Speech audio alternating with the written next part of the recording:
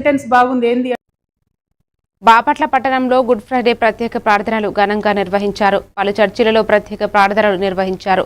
క్రీస్తు శిలువలో పలికిన 7 మాటలను స్మరించుకుంటూ వివిధ మందిరాలలో గత 40 రోజులుగా భక్తి శ్రద్ధలతో ఉపవాసాలు ఉంటారు.